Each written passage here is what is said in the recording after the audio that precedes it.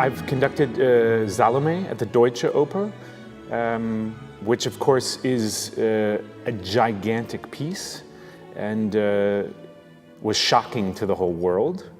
The experience of doing that has given me a big insight into sort of the mind of Strauss, the complexity of his harmonies, the complexity of his orchestration, which is, of course, in big contrast to what we find in Ariadne, where it's the same complexity of harmony and thought, but all condensed into a much smaller package.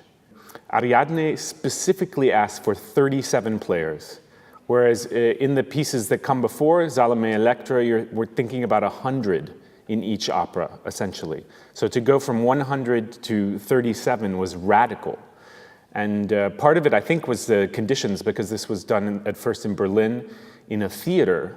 The original conception, of course, being that there was the play of Molière and then the opera. And so probably just partly because of space, to fit inside of a drama theater, it was necessary to have a small group.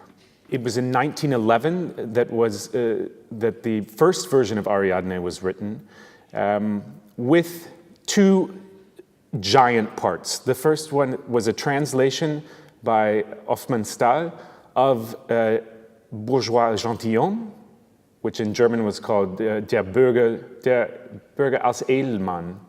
Yeah? And he translated Molière and then added incidental music of Strauss. So overture, a little bit of singing for the nymphs, for Dryad, Naiad, and Echo, and some other characters. And in fact, I think the play itself, the first half lasted over 2 hours.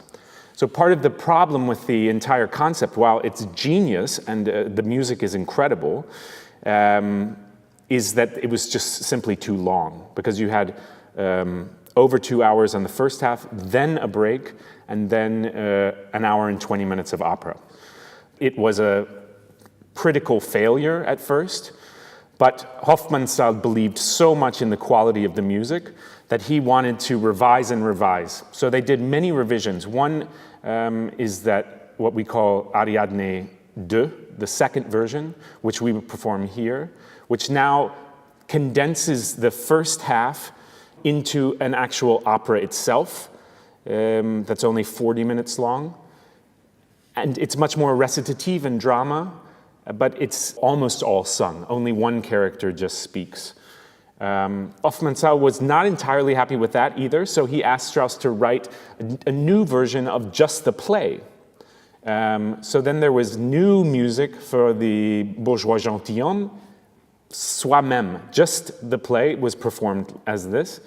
And finally, he liked the music so much that it was impressed upon Strauss that he should write a suite, orchestral suite of that music as well. So in fact, from one project, you got 4 results. It's amazing. First of all, it's extremely charming and comic, sad, in fact, all of the human range of emotions. And then, of course, there's the beauty of the very stylized opera itself, which is about a Greek myth. But then, of course, has the humorous part of all the comedians, commedia dell'arte, interrupting. So I think people, even not knowing opera, you can really enjoy this.